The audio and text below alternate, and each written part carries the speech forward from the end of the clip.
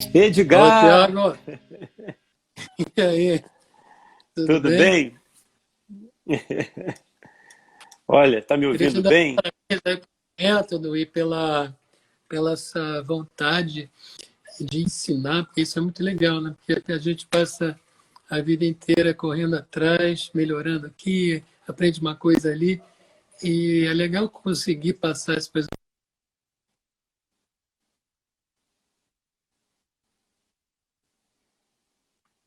A pessoa leva um ano para aprender um negócio que você pode dizer em 2 minutos, né?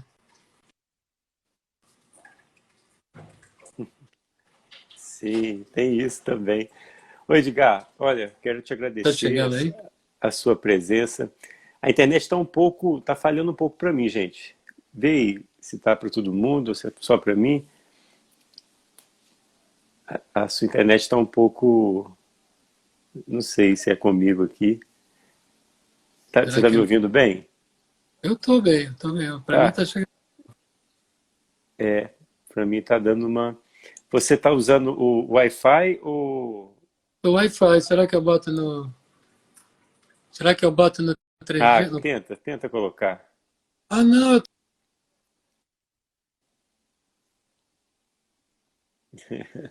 Vamos lá, gente. vamos ver. Estamos. Aí Melhorou? alinhou. Acho que, poxa, melhorou. Agora sim. O que Agora tá, era? agora tô no Wi-Fi. Ah, Ô, Edgar, olha, primeiramente e oficialmente quero te agradecer a sua presença, né? Porque quando a gente listou uma série de saxofonistas, não sei se você viu, a gente já entrevistou 28, ontem foi o 28º. E aí passou muita gente aqui, e a gente sempre listando e procurando saxofonistas de expressão e que pudessem somar com o conteúdo que a gente está gerando aqui para as pessoas que acompanham todo esse movimento dos 7 pilares. E você, em particular, é muito importante aqui porque o que eu percebi na sua carreira foi que você é um músico, mas acho que, além disso, você é algumas outras coisas que a gente vai falar aqui. E isso é muito interessante, porque quando você fala em Edgar do Vivier, quem conhece você muito próximo sabe dos seus ofícios formais e informais, né? Quem conhece à distância, ou às vezes conhece só o Edgar músico, ou só o Edgar escultor, ou só o Edgar compositor de trilha sonora, ou tem essas particularidades. Agora aqui, a gente tem a oportunidade de mostrar para todo mundo você num modo completo, né? Espera. Vamos tentar, vamos tentar. É Então, difícil. assim, é bem difícil, né? Porque são várias facetas. Mas então eu quero te agradecer, primeiramente, porque a sua presença aqui hoje ela é muito importante para todos nós. Obrigado, viu? Eu que agradeço. Então, olha só, você deu uma olhada no e-book, não deu? Eu dei. Então, Dei. a Legal. gente, a gente tentou condensar uma forma de estudos que possa gerar uma efetiva evolução para o músico, ali trabalhando aqueles 7 pilares. E quando eu falo isso, eu falo para o músico conquistar os seus objetivos no mercado de trabalho. Seja até o músico que não quer ser profissional, que quer ser só hobby, né? Que é música por hobby, mas ele seguindo esses passos, ele será um músico de hobby, mas aquele músico competente, né? Que se chamar para tocar em algum lugar, assim, mesmo que de última hora, ele consegue ali ter um som bom, uma técnica legal, ter um repertório, enfim. Mas o que eu quero iniciar a conversa com você não é nada disso. Você iniciou no sopro, com quantos anos? Cara, eu iniciei no sopro com clarinete, Uhum. bem pequeno, com uns 7, 8 anos. O meu pai adorava clarinete, minha mãe tocava piano muito bem, e o meu pai tocava mal um monte de instrumentos. Ele tocava mal violão, tocava mal acordeão, tocava mal saxofone, mas ele adorava e dava em casa umas reuniões, às vezes, de jazz, e um monte de gente que ele conhecia tocar ali em casa. Eu lembro que um dia eu subi no dia seguinte, daquelas festas que acabavam de madrugada, eu criança, já estava dormindo. Aí um dia eu subi na sala que o pessoal tocava, aí abri a porta, tinha uma trompa que alguém deixou lá. E aquilo para mim foi igual a cabana do Alibaba, sabe? Eu, cara, encontrei um tesouro, aí eu queria pegar para mim, meu pai, não, fulano esqueceu aqui, vamos ficar com a gente. Não, pô, eu do cara. Mas aí ele viu que como eu gostava de instrumento, e ele adorava o som do clarinete, então ele me ensinou clarinete, e começou a me ensinar o beabá, aquilo que ele sabia. E eu, durante muito tempo, toquei com aquilo que eu sabia. E E seu pai foi um cara super artístico, né? Ele tem a oficina dele, assim, escultura, né? Ele era meu escultor pai também profissional, né? também era escultor. E, então, bem, muito mais. Aí eu tocava em festinha de escola, e aqui no Brasil, como poucas pessoas trocam instrumento de sopro, então era uma onda, né? Pô, o cara toca clarinete. Uhum. Aí, um dia, eu encontrei um cara, já bem mais tarde, chamava Cláudio Gabis, que era um guitarrista argentino, e ele falou, pô, cara, você tinha que tentar estudar na Berkeley, lá nos Estados Unidos, você vai ver que bacana que é, o pessoal leva a sério o estudo mesmo.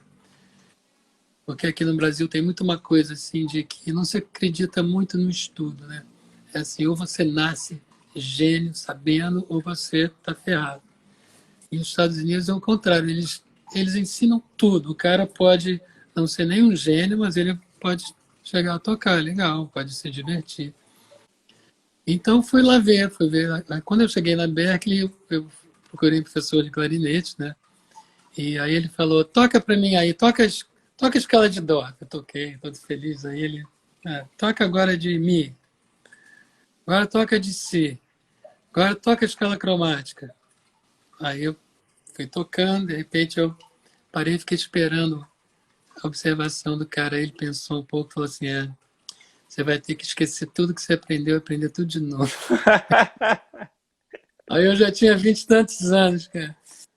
Então, meu pai ensinou do jeito que ele sabia, e é isso que eu estava te falando. Às vezes a gente Uhum. vai aprendendo errado, então é bom ter dicas de pessoas outras.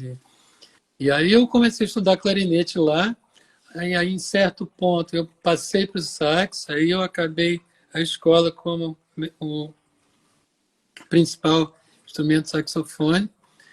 Voltei para cá, fiquei muito mais no saxofone. Um dos meus discos chama Sax Brasileiro, onde tem É o último disco, né? os 4 sax, né? Depois eu Uhum. gravei umas outras coisas, mas esse é o último só meu, sério mesmo. Aí eu gravei os 4 sax, alto, tenor, soprano e barítono. É Mas engraçado que você gravava disco, era quase uma gestão, né? É de 4 em 4 anos, agora praticamente. faz muito tempo. E eu nem sei como que é hoje em dia, se grava disco, se não grava, porque hoje em dia eu toco todo dia uma música enfim, na internet, eu boto um IG. Uhum. Tem um monte de coisa para uma hora dessa eu fazer um outro, mas não é nem mais. Eu ainda falo disco, né? Depois do Uhum. disco, meu primeiro era disco mesmo, em bolacha. Aí eu É fiquei todo porque orgulhoso quando eu gravei meu primeiro CD, porque, cara, CD era aquela novidade, né? Aí hoje em dia não se faz mais CD, eu acho, né? Hoje se eu dou um CD para alguém, eu acho que o cara acha, pô, onde eu vou, onde que eu vou você ver? que Né? Porque antigamente eu ainda via no computador, vinha o CD para aquele porta, você podia escutar. Hoje em dia nem isso mais é tem. isso, difícil, né? Então a gente grava e bota na internet. Aliás, eu tenho uma inércia, eu ainda não botei todos os meus discos no As plataformas digitais, né? Deezer, Spotify. Spotify, ainda não tem lá. Então é uma das coisas que eu tenho que. Mas como eu faço, como você falou, um monte de outras coisas, Nós vamos falar disso. acaba que eu não concentro nessa história, né? De Quando, colocar. quando você foi para Berkeley, foi qual ano? Foi Ali, em mais ou 80, menos. Foi. 80, 81. Cheguei lá acho que em 81 e fiquei até 84. E tinha alguns brasileiros lá também estudando nessa época? Que você Tinha, conheceu? tinha bastante, tinha. Tem um que mora até comigo hoje em dia, tá alugando um quarto na minha casa. É mesmo? pianista. Volta e meia eu boto música com ele, é o Antônio Carlos Delamare. Mas tinha o Morelenbaum, o Edu, que tocava clarinete também. Tinha o Roberto Rosenberg. Tinha uma turma de brasileiro. Ela é bem conhecida aqui, a escola, né? Conhecida no mundo todo, aliás. Sim, claro. Mas era muito legal. Naquela época ainda a música, o computador estava começando. Quase ninguém tinha computador. Foi de uma hora para outra aquela história. E sequência, essas coisas todas. Então uma coisa era muito mais ao vivo e muito mais, como se diz, acústico, né? O som do que hoje. Uhum. Mas foi muito bom o estudo lá, cara. Aí era estudar, estudar, estudar. E eu fui uma vez numa conferência do Michael Brecker, e ele, a primeira coisa que ele falou, tocar saxofone é practice, practice, practice. Ou seja, estuda, estuda, estuda, estuda. Então, o estudo da música é complicado, é difícil no começo, porque você não tem a sensação de que você está melhorando a olhos vistos. Então, a maior parte das pessoas enche o saco e desiste. Uma pessoa tem que esperar um pouco, porque a gente vai aprendendo assim, não sei se você já sacou isso, a gente aprende aos pulos, né? Uhum. Tem um platô, né? Você Você fica vai à parado, ascendência, aí tem um parado, platô. parado, parado. Um belo dia tu tá aqui. Aí você para aqui, aí vai pá, aí você tá ali. E Uhum. nesse momento que você está parado, dá a impressão que você nunca vai ficar bom, nunca vai melhorar. Então tem que gostar, de certa forma, do estudo. Hoje em dia é muito mais fácil, porque na minha época, para tocar um instrumento de sopro, você tinha que estudar sozinho o tempo todo, aquela coisa, pom, e às vezes você enche o saco, né? E hoje em dia você tem milhões de músicas no YouTube que você vai lá e se faz acompanhar. Então você estuda Uhum. a parte técnica, sopro, tudo aquilo que você falou, que é muito importante, a sonoridade. Sonoridade é uma coisa que você não precisa estar acompanhado. Você faz lá notas longas graves, notas longas médias, notas longas agudas. Você faz aquela coisa dos overtones, né, dos harmônicos. Harmônicos. E depois que você fez isso, uma hora você vai querer tocar e ouvir uma música, né? Se você Uhum. não tem um amigo para tocar com você, aí hoje você pelo menos pode tocar com essas plataformas todas, play along, karaokê, o que você quiser. Tem de todo tipo de música. Então, facilita muito. Eu acho que... Mas o fato de você tocar bem o instrumento, sobretudo de sopro, não sei se sobre tudo, qualquer um, mas instrumento de sopro, você precisa formar essa musculatura toda. Uhum. E se você parar de tocar um tempo, não sei se você já teve essa experiência, se você já parou desde que você começou, mas quando você volta, você não tem a musculatura mais. É como um ginasta, como um corredor, como um nadador. Se ele para um tempo, ele vai ter que correr atrás para recuperar, né? É uma coisa... Tem uma parte dessa história que é muito muscular, né? Certeza. Eu vou te contar, você não acredita. Eu iniciei com. Tá me ouvindo? Tá? Tô, Tá. tô, tô. Eu iniciei com o saxofone com 13, 14 anos. E aí fui tocando saxofone, entrei em orquestra, entrei em grupos instrumentais e tudo. Aí comecei a lecionar no conservatório da minha cidade, né? Rapaz, um ano lecionando e um ano na faculdade me deu uma dor na cabeça e eu tive que fazer uma cirurgia de bulbo maxilo.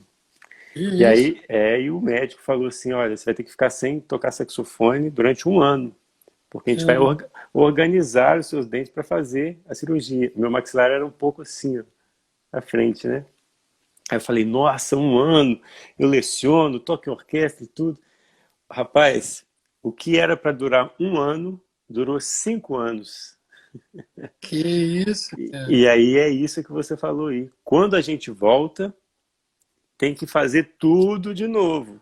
Ainda mais quando você fica 3 dias sem tocar, você já sente, né? Tem até uma fala que é verdade. Se você ficar um dia sem tocar, só você percebe, ninguém mais percebe. Se você ficar 2 dias sem tocar, você percebe, os seus amigos mais próximos percebem. Se você ficar Né? 3 dias sem tocar, todo mundo percebe. A música é aquela mulher ciumenta, né? Se você deixa ela um pouco de lado, você está ferrando. Agora, por isso que tem que ser, a pessoa tem que gostar. Tem que É gostar. verdade. Mas, cara, tudo é assim. Por exemplo, tem que gostar do estudo, eu falo. Porque é igual, sei lá, o cara que vai pegar onda, ele tem que gostar também de voltar, né? Porque se o cara só gosta de descer, ele vai, não vai valer a pena. O cara Poxa, vai ficar ótima analogia. porque você tem. E a vida é assim, a história do Sísifo, né? Você está ali carregando aquela pedra, para chegar lá em cima, você joga ela lá de cima. Aí você vai lá embaixo, pega ela de novo e vai subindo de novo. Então você tem que gostar desse caminho. E a gente gosta em geral, porque você já viu que as pessoas, por exemplo, não gostam de spoiler. O spoiler é justamente o fim do caminho. Uhum. A gente quer saber o andar do caminho, né? Tem uma história bacana do Stravinsky, que ele fala assim, eu adoro fazer música, né? Então, se chegasse um anjo, eu estou lá, vou fazer uma música, Sagração da Primavera, aquela puta música, eu estou lá escrevendo, chega um anjo de noite e fala assim, pô, vai dormir, o que eu faço para você? Você vai acordar, a música está pronta. Ele diz, não, eu quero fazer. Eu não quero que você faça, eu quero fazer, porque ele gosta do fazer. Então, o lance de fazer alguma coisa bem é você gostar do fazer. O processo, né? É. Se chegasse um anjo e falasse assim, olha, eu vou te entregar uma composição que vai deixar Paris abaixo. Ele fala, não, deixa nesse processo. Pois é, faz parte do processo, é o fazer. A gente é homo faber, tem gente que não é. Tem muitos artistas hoje, sobretudo da arte contemporânea, tem, aí mudando um pouco de área, por exemplo, tem um cara que chama Jeff Koons, que é um cara que vende obras por 10 milhões de dólares, por exemplo. Ele tem orgulho de dizer, eu não faço nada com a minha mão, não sei desenhar. Eu tenho uma ideia, arrumo umas pessoas para fazer para mim. Depois ele ganha em cima daquelas pessoas. Caramba! Então, eu sou Faber, eu gosto de fazer. Eu me lembro que quando meu pai ia me ensinar alguma coisa, na escultura também, ele ficava, e aí ele gostava, ele ia fazendo, e eu ficava olhando, eu queria, pô, sabe, eu quero sabe? Eu quero fazer. Uhum. E isso mostra também como meu pai me ensinou, a minha irmã e a mim, a tocar o saxofone. E eu me lembro que minha irmã, um dia ela parou, primeiro que ela dizia que ela se achava feia com aquela tromba na frente da cara.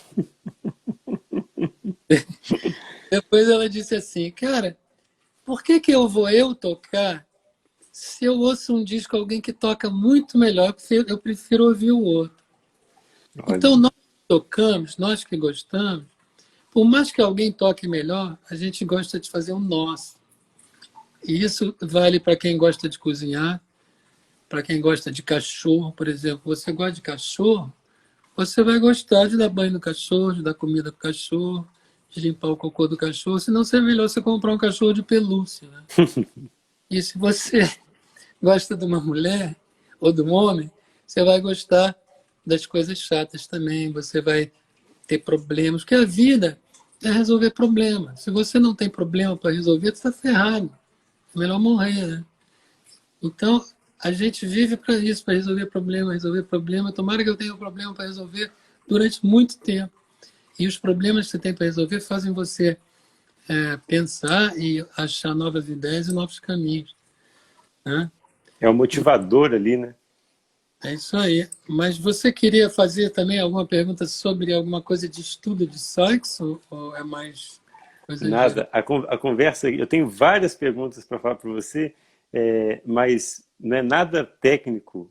A conversa é muito além disso. Ainda mais você, que a gente tem que aproveitar, porque você tem essa amplitude artística, e isso é muito interessante, porque existem muitos músicos, saxofonistas ou com outro instrumento, que ficam nesse impasse de, poxa, eu adoro pintar, mas a música me exige muito. Então, como dividir isso, né? Tem gente que adora escrever, mas às vezes amputa um pouco a prática da escrita porque dedica muito ao instrumento, porque realmente tem ali no instrumento aquela vontade de ser ali o ganha-pão original dele, né? Entende? E eu percebo que você teve uma influência muito do seu pai, né? Na relação da música e das artes, né? Porque seu pai era escultor. Mas você, porque quis mesmo, assim, como é que foi? Cara, o meu pai, ficava com certo medo disso, porque ele, se analisando ele próprio, ele achava que ele tinha atirado um pouco para todo lado. E o meu pai é de uma outra época, que era uma época, a época do modernismo, aquela época um tempo atrás, era muito especial, era a época da especialização. É Uhum. quando as pessoas começaram a sacar que para você ser um bom cardiologista, você tem que ser um cardiologista. Se você quer ser um, um bom cozinheiro japonês, você só pode fazer cozinha japonesa. Se você é um pintor, eu só vou pintar bananas, porque Uhum. o Se neguinho, destacar, né? como aquele, o cara que pinta. Quem é aquele cara? Não, aquele que pinta banana. Sabe? Então, era uma época onde as pessoas ficavam um pouco. Te julgavam um pouco mal se você fizesse mais de uma coisa. E ele falava para mim assim, pô, vê lá se você não vai ser conhecido entre os músicos como pintor e entre os pintores como músico, ou seja, tu não é nada legal, né? Ele tinha esse medo e eu, de certa forma, também. Quando eu fui para Berkeley, era só estudo, estudo, estudo, estudo, e ficava naquela neura mesmo, às vezes. Se eu não tocasse tantas horas por dia, ficava mal. E depois foi muita coisa acontecendo na minha vida, por exemplo, a música, quando eu voltei no Brasil, quando eu fui, o instrumental estava legal no Brasil, sabe? Tinha, por exemplo, para você ver no Fantástico, que era um programa da Globo super popular, toda semana tinha um instrumental, era Guiberto, era pô, Hermeto, pô, Wagner Tiso, Uhum. tinha um instrumental. Agora, onde é que você ouve música instrumental no É Brasil? difícil hoje. Acabou, cara. Então, foram fechando, eu vi fecharem no Rio de Janeiro, pô, 4 Misturafinas, que eram lugares onde a gente tocava, o Jazz Mania, Rio Jazz, todas essas casas de show foram fechando, fechando, fechando. Antes da pandemia, só tinha praticamente uma no Rio. O Rio de Janeiro, 10 milhões de pessoas, uma casa de ouvir jazz, que era o Clube Manouche, aliás, muito boa, toquei lá algumas vezes. Mas aí Uhum. eu ia até tocar de lá, agora lá de novo, mas com essa Olha pandemia só. estamos ferrados, né, com esse país. Tem uma casa aí que eu toquei, que chama Tribós. Eu nunca fui, cara, mas dizem E que esse é um café, é lá na lá, Barra, e na Lapa. na Lapa. É, isso aí, é um cara gringo, eu acho, que é um Isso, exatamente. dinamarquês, né? Uma coisa assim. Mas, cara, aí a música foi ficando difícil e o meu pai ficou doente e ele não tinha como acabar as esculturas. E eu comecei a ajudar ele. E ele morreu e eu comecei tendo que acabar aquelas esculturas. Quando acabei, vieram outras e aí eu fui tendo mais trabalho na escultura do que na música. Durante um tempo eu toquei mais pouco, mas eu nunca abandonei porque eu toco porque eu gosto. Então, agora eu estou meio entre os dois. Estou tocando bastante com um violonista que chama Dani Andrés, que é um argentino que toca um estilo flamengo, flamengo internacional, né, que morou em Cuba e é argentino. Eu amo tango, adoro Piazzolla, então a gente toca É, um show pequeno de 2 pessoas, que é facílimo para viajar, e o que vai aumentando, dependendo do lugar, dependendo das pessoas, pode ter uma banda. Esse meu outro disco, eu lancei ele na Sala Cecília Meirelles com 11 pessoas. Mas é complicado para fazer isso, né? Porque é uhum, muito angustiante você ir fazer um show e não saber se você vai ter dinheiro para pagar os músicos, né? É muito chato. isso. A gente pagar. Eu trabalho até às vezes sem ganhar nada, mas pagar para trabalhar é complicado, porque eu tenho que ganhar de algum lugar, né? Senão eu tenho Uhum. que pedir. Mas, cara, então, mas eu vi outro dia, voltando a esse assunto do. Tem que tomar cuidado com essa coisa. É importante estudar para cacete, mas tem que tomar cuidado, porque música é vida, né? Música não é só notas, dó, ré, mi, fá, sol, escala diatônica, escala alterada. Pô, como é que você. A escala half tom, meio tom e não sei o quê. Aí o cara sabe todos os tons. Claro que é importante, mas isso não te faz um músico, sabe? Você tem que ter um estofo emocional, você tem que viver. Então, outro dia vendo até uma aula do Herbie Hancock. Ele falou assim: se você tiver que trabalhar no McDonald's, você é músico, né? Vai trabalhar no McDonald's. Talvez é lá que você vai achar a inspiração para contar na tua música. Porque a música é uma história de sucesso e de insucesso, de frustração, de luta. E tudo aquilo vai imprintando, vai printando em você o que você é, né? Sua maneira de ser. E isso vai ser estofo que você vai botar no teu solo, você vai botar na tua improvisação. Senão você quer tocar rápido pra cacete, sem errar, aperta o computador e ele sai tocando. Sabe? Você tem que... O erro faz parte. Isso também vi no engraçado, o Herbie falando que tocou com o Miles Davis, né? Uhum. E o Miles Davis falava: não existe erro na música. Quem disse que está errado? Tocou uma nota, tá feia, vai para outra, enrola. Uma vez o Miles tocou uma nota e ficou feia, ele ficou repetindo aquilo, acabou que ficou bonito, sabe? Então, mais importante do que a técnica é o que você tem a dizer, é a tua alma, porque toda arte, e eu acho que toda arte se corresponde, por isso eu faço todas as artes, né? Eu me lembro até na Berkeley tinha um cara que era um trompetista, estava começando a tocar, melhorar no trompete, porque ele era um super guitarrista, teve um acidente de carro na Argentina, ficou um tempão jogado na estrada, quando pegaram ele, foi para o hospital, quando ele acordou ele não tinha um braço. Nossa. É guitarrista. Aí ele, puta, como que eu vou conseguir ser músico sem um braço? Aí, pô, o que você toca com um braço só? Trompete. Aí o cara virou trompetista. E assim, eu sempre pensei que se eu não sou músico, eu vou ser escritor, se eu não consigo, não tenho tempo para escrever, se eu não consigo, não tiver uma caneta, eu vou tocar, se eu não tiver um instrumento, eu vou... Sabe, a arte, ela... O que é arte, senão uma forma de você chegar ao espírito, né, a parte espiritual da vida? Porque a gente vive na matéria, a matéria ela se esvai, a matéria acaba, tudo que é matéria estraga, apodrece, morre, fica velho. E o espírito não, o espírito velho, eu estou falando, puxando a sardinha para o meu lado, né? O espírito velho, ele vai ficando cada vez melhor, porque você vai aprendendo e você vai, se você for esperto, né? Tem gente que não aprende nunca.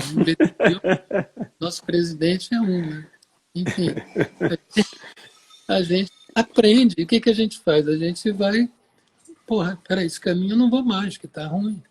Então, eu acho que o espírito é o que fica para sempre. Sei lá, tem gente que acha que reencarna, tem, sei lá, não acredito muito em reencarnação, mas o espírito está aqui, está solto.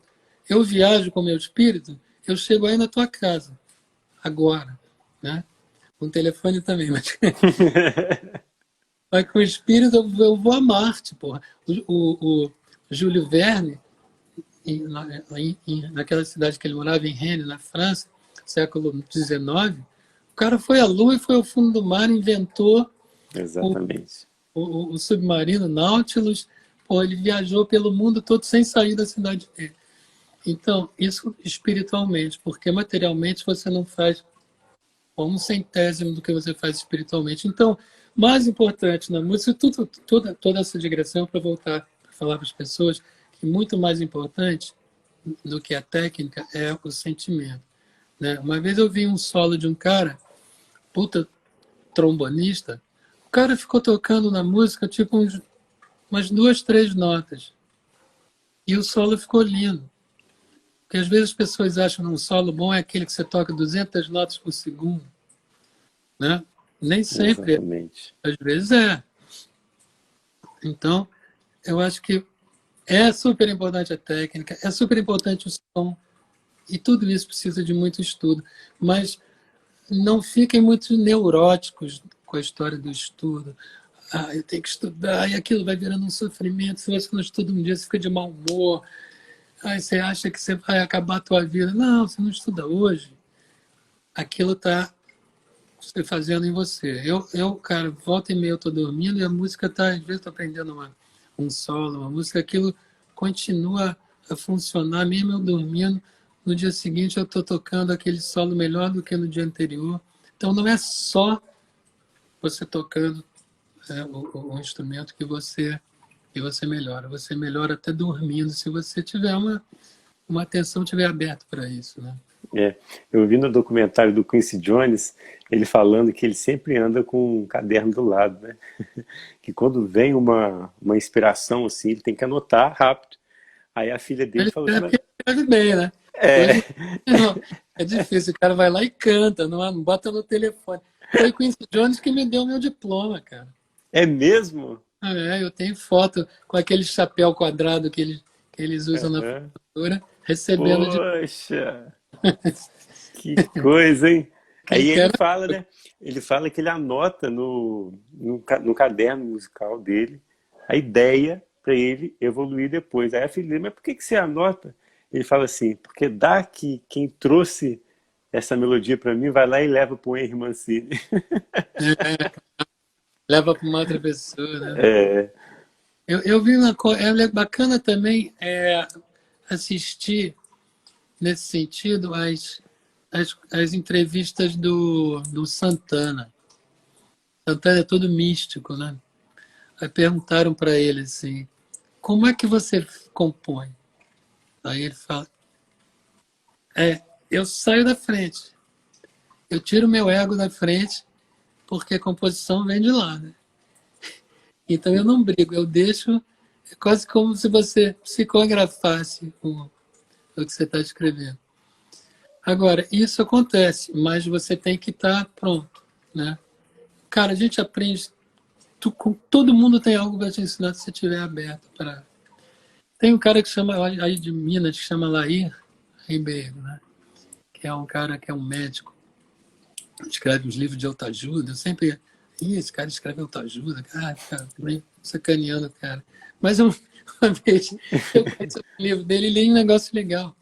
Ele falou assim: ó, a sorte existe, não vou dizer que não existe a sorte, mas você tem que estar pronto para ela, preparado para ela.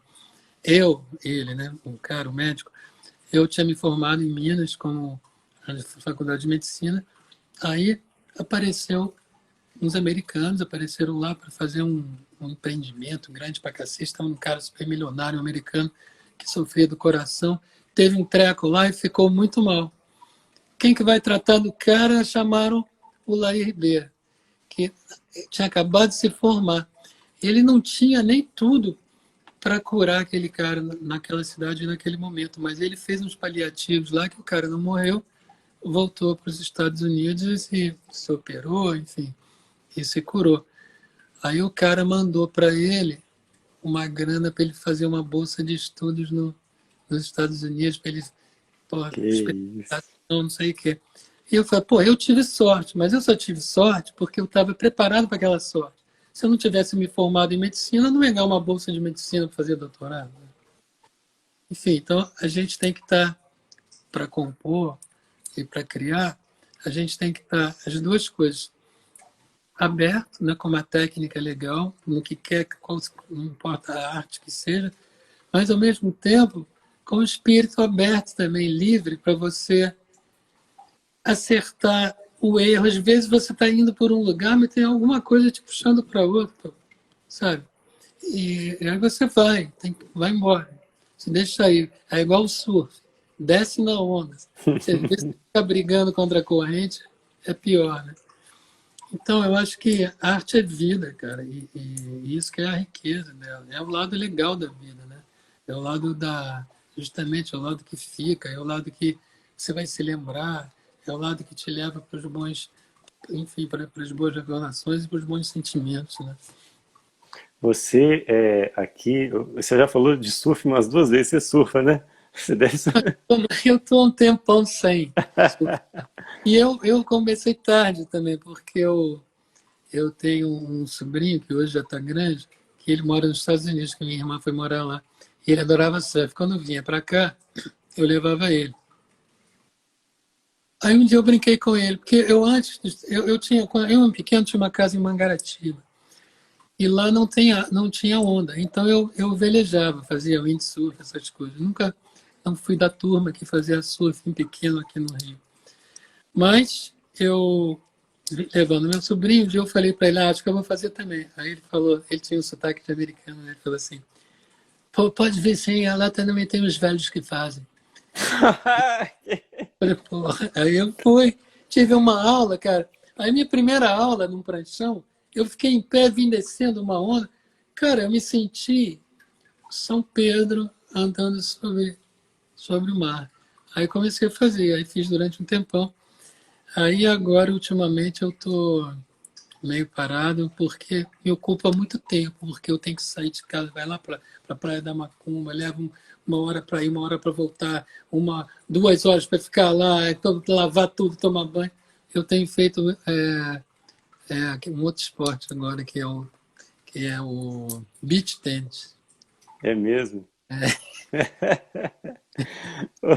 Olha só, são várias facetas, você é um esportivo também. A importância sua aqui, ô Edgar, é muito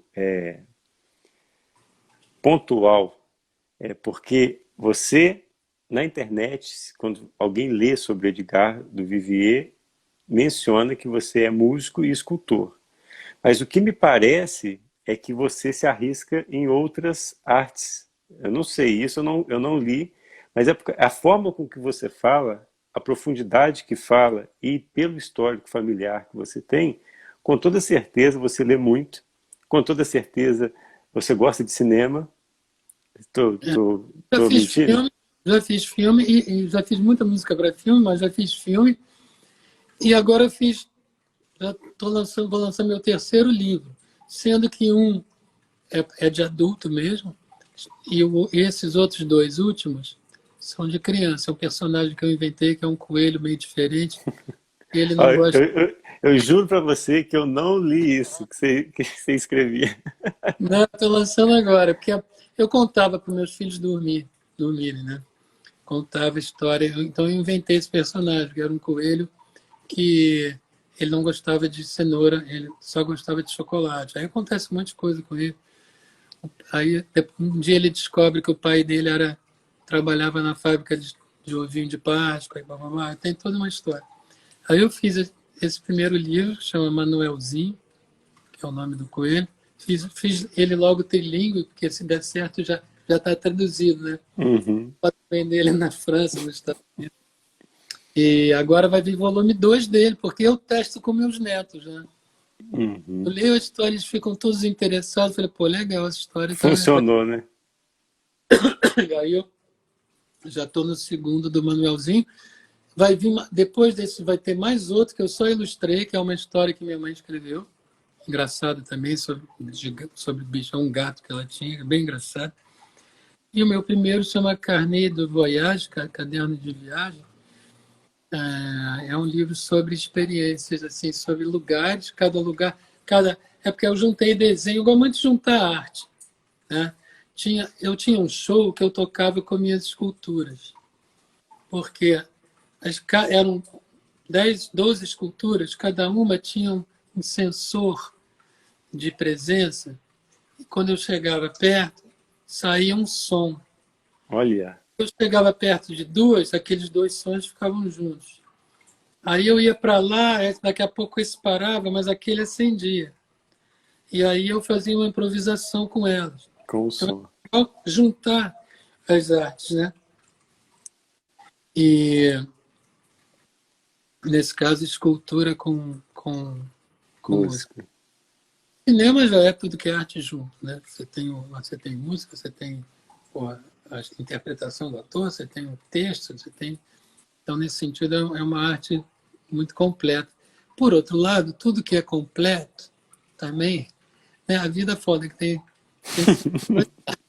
Então, tudo que é muito completo também te deixa muito estático, né? Você não precisa imaginar quase, porque estão te jogando ali tudo.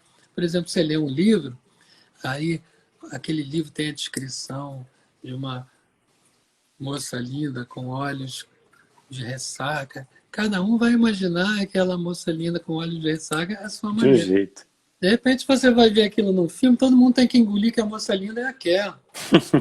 Não é meu tipo aquela. Então, às vezes a arte que não é tão descritiva, e isso serve também para para um desenho, por exemplo. Quando você faz um desenho super realista, como uma foto, ele não deixa o observador completar aquilo com o espírito dele, né? Ele já te dá, você não tem nada que fazer, pá, você pega aquilo. Em um desenho, às vezes, mais abstraído, assim, com menos detalhes, faz você criar junto. Então, às vezes, isso é importante na arte também. Você não dá tudo mastigadinho, né? Você dá uma parte. Tem uma pintora que chama Alicia Munks, não sei se você já ouviu falar, ela é hiperrealismo, né? Ela costuma pintar, geralmente ela com um vidro cheio de respingos de água, mas você vê nitidamente as gotas de água, a feição, ela é fabulosa. Mas eu te falo que eu sou muito mais chegado a pinturas. Sabe qual que é o meu pintor preferido? Ah, Jackson Pollock. tá. Legal. Às vezes quando eu falo para as pessoas, eles falam, mas poxa, isso aí um menino de 2, 3 anos faz isso. Mas não é É, assim, né? então vai fazer e ver. Enfim. Antes, Pollock, ele lançou uma coisa muito bacana na arte. E que é legal que tudo caminha junto, né? Sabe, a arte com a ciência, com a filosofia, sem sentir as coisas caminham junto. O Pollock está no começo de um movimento que é o que a arte não é só você, você não observa como objetivamente alguma coisa de longe, né? Porque até então esses quadros todos dentro da moldura é como se aquilo fosse uma janelinha. Você é o observador e aquilo, você é o sujeito e aquilo é o objeto. De repente, o Pollock vem num movimento que a arte, e isso vem com a física quântica, quando descobrem também que com o meu olhar, eu influencio o que eu estou olhando, o meu átomo, você tem um pouco, o mundo todo está concatenado. Então, a arte passou a você não só observar, você não é só o sujeito e aquilo é o objeto. Você entra dentro dela. Então a arte ela te envolve. Então o Pollock, em vez de pintar como um pintor antigo que bota o quadro ali na frente e ele pinta em pé, ele jogava aquela tela imensa no chão e ele pintava dentro dela, literalmente dentro dela. Ele entrava na arte dele e ela faz você entrar nela nesse sentido. Foi esse movimento que fez nos Estados Unidos os quadros ficarem tão grandes, né? Todos esses quadros dessa época, dos anos 60, americanos, são quadros imensos, porque eles te envolvem. Depois teve aqui o Oiticic, todo esse movimento de você entrar na arte. Aí tem, enfim, hoje em dia tem muita performance e instalações. O que é uma instalação? Senão um lugar que você entra e a arte está te cercando. Então o Pollock tem isso de muito legal mesmo. Agora, coitado, era maluco, morreu. Nossa, era. É difícil ser artista, é difícil, né? Porque Essa eu não pintura aí sei se atrás é sua? deixa maluco ou se você vai fazer arte porque já é meio maluco. É, há uma questão aí, né? Essa pintura aí atrás aí é sua? Essa é minha, ó. Ela. Deixa eu botar. Peraí, é porque eu estou com iluminação aqui. Ela é bem grande também, quer ver? Deixa eu ver se consigo. Ela é grande, parece. Tá vendo? Bem grande. Ó, Tiago, qual é a tua cidade aí, hein? Eu moro em Santos Dumont, Minas Gerais. É do lado de Juiz de Fora. Ah, do lado, que quantos quilômetros? Acho que 40, 60 e poucos quilômetros. Ah, pertinho. E é É pequena pertinho. a cidade? Essa cidade tem, a nossa, né, aqui tem 48 mil habitantes. 48 mil. É pequena, é pequena. Mas aí você dá aula aí mesmo? Como é que faz? Então eu leciono aqui na cidade e leciono também no Conservatório Estadual de Juiz de Fora.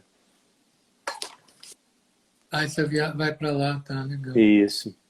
Então, só para você me falar, eu acho que eu te fiz uma afirmação, né, essa coisa do artista gostar de vários segmentos e ficar nesse impasse de, nossa, eu tenho que dedicar aquele negócio que você falou, né? Eu tenho que ser o pintor que pinta bananas para me ser reconhecido. Então, o artista, ele gosta de cinema, gosta de literatura, gosta de escultura, mas adora música e quer seguir e acha que tem que amputar os outros gostos. E não é bem assim, né, Edgar? Não, não, eu acho que a gente hoje tem uma sorte também de estar vivendo esse momento, que o momento pós-moderno é justamente um momento que veio depois do moderno, como o nome diz, e que, e que te permite ser múltiplo, né? Então, você pode misturar. Você vê na França, por exemplo, no Louvre, que é aquele monumento neoclássico, super antigo, fizeram uma pirâmide totalmente moderna. Então, essa coisa do você poder juntar estilos diferentes, sabe? Isso é a onda de agora, desde um certo tempo, né? Isso seria inadmissível numa época. Como que vai fazer uma pirâmide dentro do Louvre? E ela vai tanto ascendente quanto descendente. Ela, embaixo também ela se conecta de forma Enfim, aquilo também foi útil, né? Porque eles abriram ali uma clarabóia, né? Se diz.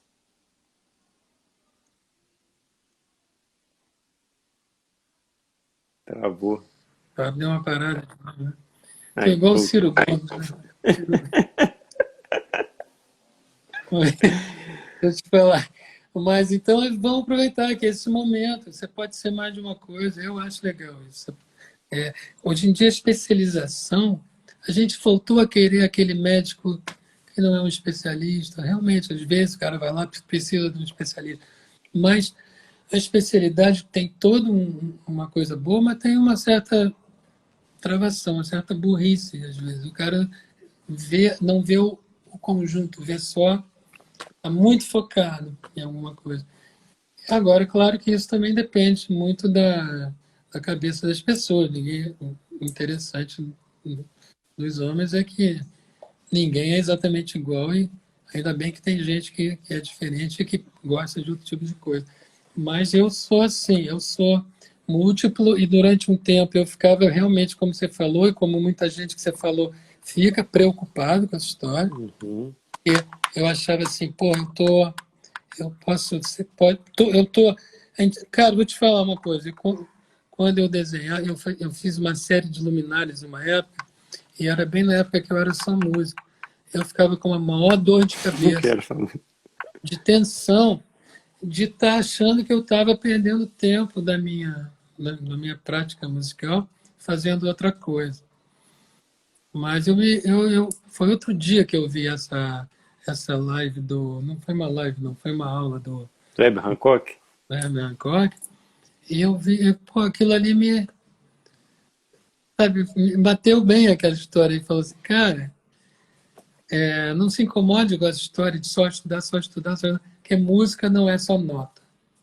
Pode até parecer que é notas, acordes, progressões harmônicas, mas não é. Música é vida, é sentimento. E você, a tua vida é feita das tuas experiências, né? Que maravilha sua fala. Isso aí é excelente para quem ouve e fica nesse impasse. Mas a sua vida, ela então, ela, como a de todos, todo mundo, né? Ela foi lapidada em fases, né? Em ciclos. Hoje você está vivendo um ciclo em que qual arte ela grita mais, assim? Qual que é que você está mais inclinado hoje em dia? Eu estou no momento que eu estou achando legal, assim, estou fazendo as três coisas, cara, bem, assim. Agora, a gente está com esse problema do vírus, né, que Uhum. atrapalhou todo mundo, né? Todo mundo, infelizmente, temos mais de 70 mil mortes, né? Mas quem trabalha com juntar plateia está parado.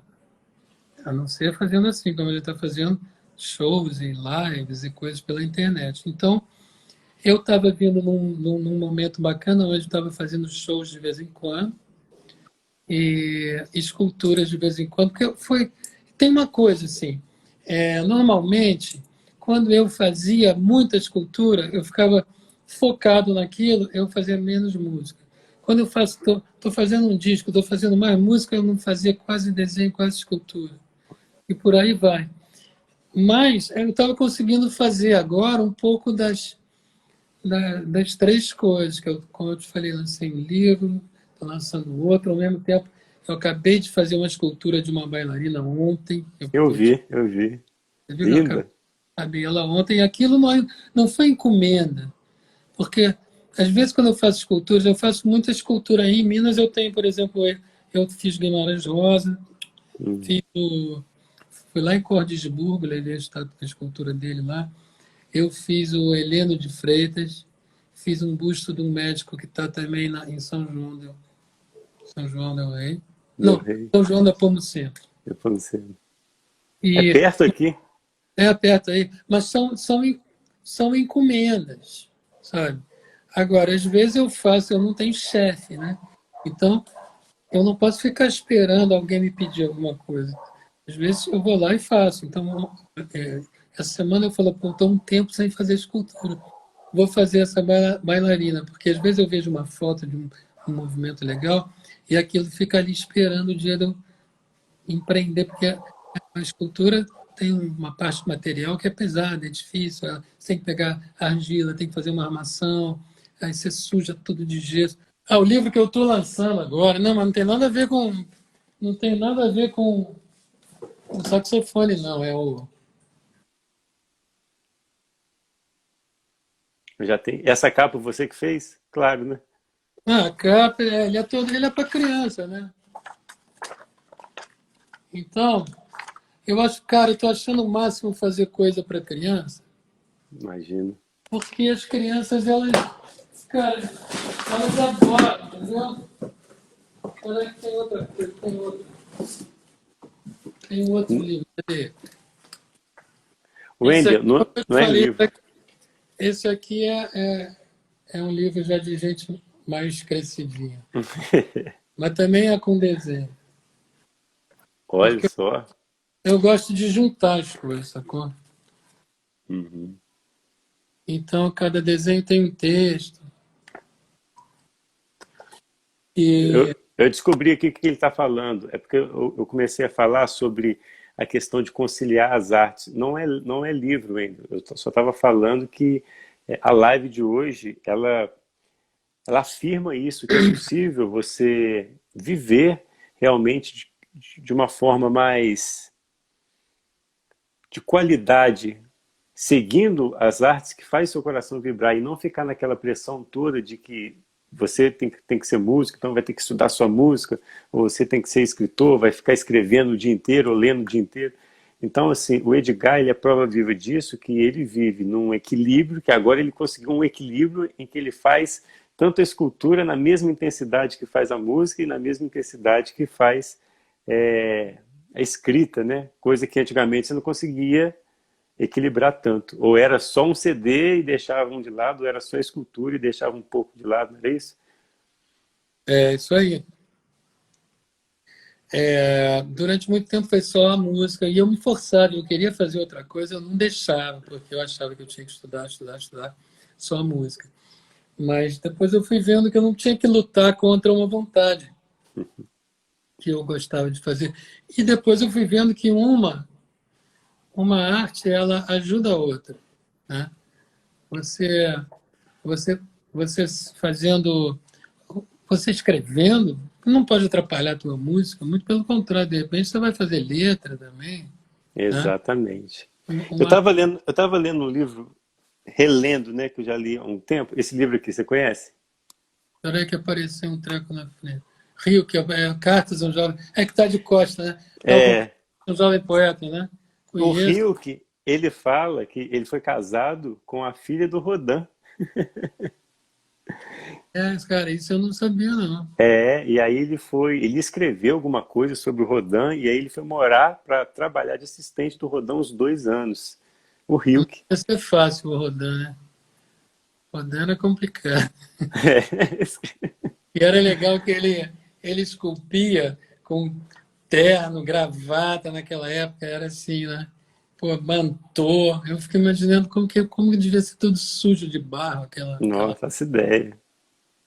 Mas eu não sabia, não. Mas o Rio que fala uma coisa aí nesse livro, que quando o, o jovem artista lá, o jovem poeta, né, Escritor, pergunta como que faz para ser poeta, não sei o que ele queria ser poeta. E então ele dá uma certa dura, né? Que tem, você só vai fazer aquilo se aquilo for muito importante para você, que você vai morrer se não fizer aquilo. Né? exatamente. Essa é a primeira Porque, carta. é, porque às vezes a pessoa quer fazer só, oba, vamos fazer. Eu acho até, cara, eu nem sou tão radical no sentido de que eu acho que é legal todo mundo que puder tocar um instrumento, porque a música, você vê que em outras línguas, música é diversão, é play, em francês é jouer. Jouer quer dizer brincar, né? Assim como play quer dizer brincar. Eu me lembro pequenininho, meu pai ficava tentando fazer a gente tocar umas músicas de Mozart, e Uhum. algumas eram divertimento, chamava divertimento em si bemol, divertimento em enfim, mi bemol. E às vezes era na hora, depois de jantar, eu morrendo de sono, desanimado, e meu pai, vamos, tem que estar feliz, olha só como o Mozart escreve, é um divertimento, isso é um divertimento. Eu, puta, tá bom, divertimento, mas agora tá difícil. Tem, E, tem um episódio do Mozart, né? Um Milianos, uma mensagem para ele falando assim: como que eu queria escrever uma sinfonia, como que escreve uma sinfonia? Perguntando para o Mozart, né? Aí o Mozart respondeu a carta dele: você nunca vai escrever uma sinfonia. Aí o menino leu aquilo e escreveu de novo uma carta para o Mozart. Mas você escreveu a primeira com 6 anos. Aí ele falou assim: mas eu nunca perguntei a ninguém como que escrever. essa é boa. Não, tem uma dele legal também que eu ouvi outro dia. Ele pequenininho, né, com 5 anos. Né? Como é que você escreve música? O que você faz para escrever música? Aí eu gosto de botar as notinhas que se dão bem juntas. Olha só. Então ele pega uma nota, né, um ré, de repente ele acha que o fá é amiguinho do ré, aí bota ré, fá, Brincando, né? Brincando. brincando. Veja, Cássio, olha só. Não, mais um Pode... conselho: assistam o filme sobre Mozart, Amadeu? Amadeus. Nossa, demais. E é muito Demais. legal que fala um pouco sobre isso, porque o Salieri, isso aí é uma ficção, né? Não é que seja realmente um filme histórico.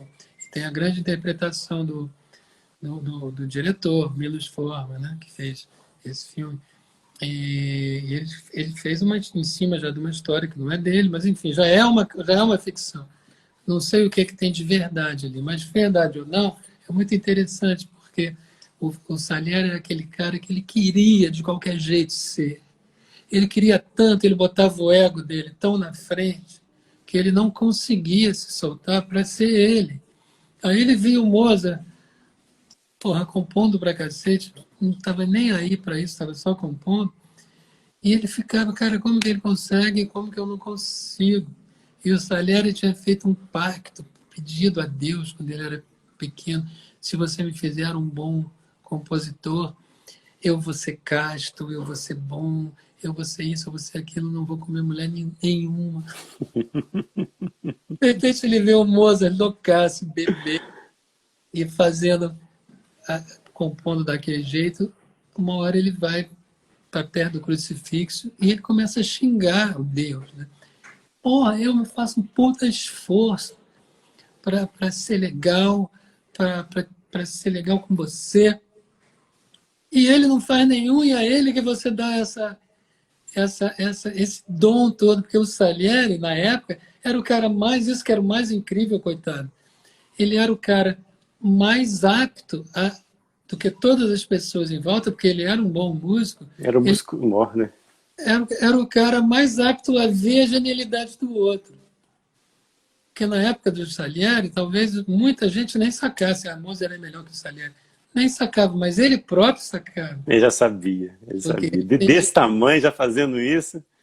Então, vale a pena ver esse filme. Quem tivesse, Ô quem tiver. Edgar, eu queria aproveitar, para a gente encerrar, você com essa amplitude de visão em várias artes, eu queria que você deixasse registrado para a gente uma indicação de, se puder, e se você lembrar, de 3 livros, 3 filmes, 3 escultores e 3 músicos, que você fala assim, estes você tem que conhecer. 3 de cada área que você gosta. Então, começar com o quê? Filme? Pode ser filme. Eu acabei de falar no Mozart, né? Que eu acho que Amadeu. é o Amadeu. Tem um filme que eu adoro, que é do Jacques Demy, e quem vir, vai aproveitar para ouvir a música do Michel Legrand, que é um músico que eu adoro, um francês. Eu acho que já teve Oscar. Ele teve Oscar com aquela música do Verão de 42, que é um filme legal também. Quem vir o Verão de 42 também vai assistir a música que ganhou o Oscar, que é a do Michel Legrand. Então, esse outro filme que eu falei chama Os Guarda-Chuvas do Amor. É um filme todo cantado, todo, do início ao fim. Não tem nada falado, tudo cantado. Uma historinha super simples de amor. Amor não... os desencontros da vida, né? Então, eu falei o Amadeu, falei Os Guarda-Chuvas do Amor. E é difícil escolher, porque eu vou escolhendo assim, né? Mas você sempre está escolhendo, você está deixando outras pessoas de lado. Outras coisas super boas, que de repente na hora não veio, eu vou fazer injustiças aqui. Não é que sejam os 3 melhores, mas são os 3 que Que estão te me vem na vindo, cabeça. que estão me vindo à cabeça, né? Que mais? Falta um filme, né? Uhum. Cara, eu acabei de ver um dia que eu vi esse último filme do Ken Loach, que é muito impactante, do cara que é entregador lá na... Porra, mas eu tô com uma memória de... Pra mim, o último do Ken Loach. Putz, bota lá, o último filme do Ken Loach. Mas já está registrado. Tá Enfim, ótimo. Vamos pro próximo. É, es- escultor, tá? Escultor. O escultor mais famoso, talvez, da antiguidade é o Fídias, que tem aquelas grego do século V antes de Cristo, século V antes de Cristo, que é o século áureo, é a grande arte, né? A arte grega. E ele é um escultor que tem aqueles relevos no Parteno, enfim. Os gregos são os mestres da harmonia na arte, né? Na época em que a beleza fazia parte da arte, que hoje a beleza é quase um palavrão. Você fala beleza, todo mundo te joga pedra. Ah, beleza virou uma coisa, pô, sabe? Beleza é um compromisso com o divino. O homem precisa da beleza. O homem assiste o pôr do sol, fica impressionado, fica feliz, assiste Uhum. um bonito, um mar limpinho, pô, o Belo Horizonte de Minas Gerais. É. A gente precisa disso. Enfim, os gregos, eu falei Fídias. Você falou em Rodin. Rodin são quantos séculos depois? Uns 20, sei lá, depois de Fídias. E eu vou falar também no moderno, que é o Anish Kapoor, que eu adoro. O Anish Kapoor, ele é um inglês mais indiano, né? Origem hindu, mais radicado em Londres. Tá? O que mais você falou? Livro. Cara, livro, eu acho que eu não posso deixar de citar o Grande Sertão Veredas, que tinha que ter ganhado o Guimarães Rosa. Infelizmente morreu antes de ganhar o Nobel, porque é um cara de Nobel, né? Eu tenho milhões de livros para citar, mas eu vou citar também outro brasileiro, já que a gente está aqui, senão vou dizer, esse cara só pensa no estrangeiro, né? Que é o João Baldo Ribeiro, Viva o Povo Brasileiro.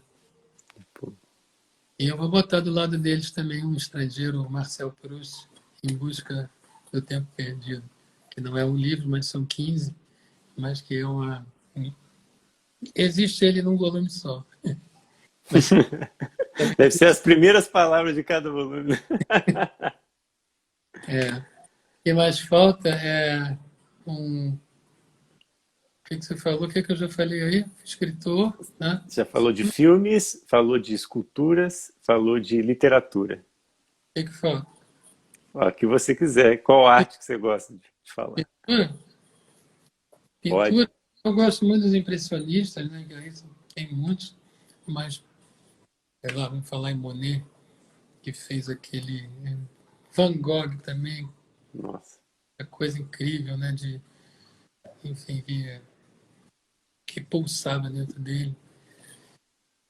E deixa eu falar hoje um pintor mais recente, mas não quero falar. Tem uns que são um certo embuste, assim, né? A arte contemporânea tem muito embuste, assim, as pessoas não têm coragem de dizer isso é ruim, porque eu não vou parecer um tanto recalcado aqui falar, mas assim, a arte hoje está confundindo a novidade com a qualidade. É novo, é bom, sabe? E ninguém pode falar mal, porque senão você é retrógrado. Tá? Existe coisa, como tudo, né? Existe coisa nova boa, é óbvio, e, e existe coisa nova ruim. Tá? Mas não quero parecer só um retrógrado, não, mas não vou citar esses caras, Damien Hirst, esses pintores de hoje. Isso aí é gente de propaganda, sabe? Sabe vender bem seu trabalho. Jeff Koons, esses caras vendem bem o trabalho. Mas, sei lá, eu gosto de muita coisa difícil. Me foi soprado agora Rothko, que eu acho legal, apesar de ser totalmente abstrato, diferente dos impressionistas, né? Ele é só sensação. Mas vou citar ele agora. Maravilha. E falta o que mais? Música. A música eu não falei, caraca. Não. Putz, música também adoro os impressionistas. Aí tem uma lista que vai de Fauré, Satie, Ravel, mas bota tudo isso num pacote só para eu falar. Uhum. Aí adoro Chico Buarque Uau. e toco um monte de Chico Buarque. Sempre que eu acho um novo, ou eu toco com meus amigos, ou eu procuro. Tem alguém com que eu possa acompanhar aí na internet.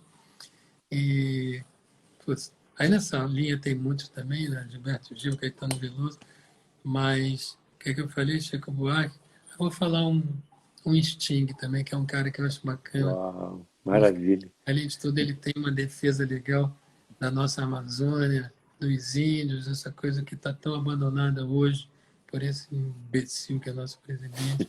Tomara que se dê bem lá com o Covid, o vírus bastante dele, que ele tá mal do vírus, né? Agora o vírus vai pegar. Mas vamos ver, porque vaso ruim não quebra também, diz por aí, né? Mas, cara, é isso, música, né? Que falar de teatro, nosso grande Nelson Rodrigues. Falar mais de teatro, vou falar de Harold Pinter e falar um classicão, Corneille, que é um francês clássico. Tem, não vou chegar. Bom, outro dia eu vi que estão cancelando Shakespeare, porque Shakespeare tem muita coisa que hoje em dia é tida como ou racista, porque o Mercador de Veneza fala em judeu e o Otelo fala em como se diz? Não, o Otelo tem um negro e o negro, enfim, o Otelo faz muita merda, então o Shakespeare seria racista. Então tá difícil, porque a gente não pode jogar fora o Shakespeare, tem que ver como é que faz, como é que a gente lidar com essa arte, porque é muito difícil, gente, isso é muito, eu estou falando demais, né? Mas, Não, assim, adoro. Pode continuar. não dá Isso para é ótimo. a gente julgar hoje e cagar regra em cima de uma outra época, onde tudo era diferente, sabe? Jesus Cristo hoje seria preso ou posto no manicômio. Na época dele, ele foi morto, mas ele foi respeitado e até hoje todo mundo fala em Jesus Cristo. Mas se ele voltasse agora, ele estava preso. Então é muito fácil a gente, depois que uma época passou, a gente ficar falando mal, criticando o que certas pessoas fizeram naquela época. É bom a gente ver para não fazer mais coisas ruins, né? Mas você começar a pegar uma arte antiga e ficar julgando com os olhos de hoje, você vai perder muita coisa, que você vai jogar a água suja da banheira, vai jogar o bebê, vai jogar a pessoa que lavou o bebê, vai jogar tudo fora e não vai ter mais nada. Enfim, E tem aquela lei, né, que toda exclusão gera compensação, né? Se você exclui alguma coisa, alguém em algum lugar, para salvar a memória desse excluído, vai surgir com a mesma proposta, com as mesmas características, né? e justamente a não exclusão faz. Você não pode apagar uma coisa que existiu. Ela está ali, ela vai servir para te orientar, para fazer igual ou para fazer diferente, ou para não fazer de jeito nenhum aquilo, né? Não, não é para apagar. Mas, enfim, isso aí já é outro assunto grande, né? Que a gente está, que eu entrei Maravilha. sem. Mas por que que eu pedi para você citar isso? Porque quem assiste agora e quem vai assistir essa live depois que ela fica gravada e tem essa vontade de se aventurar em outras áreas, pelo menos já tem um pontapé inicial. Nesses que você citou, já vai pesquisar na área da escultura, vai pesquisar na área da pintura, da literatura, e aprofundar mais e ver. Às vezes, é um cara que é músico e vai pesquisar nessa literatura que você citou e vai se encontrar na literatura coisa que ele não tinha acendido, né, ainda. Poxa, como que eu nunca li Guimarães Rosa? Como que... É aquela coisa toda.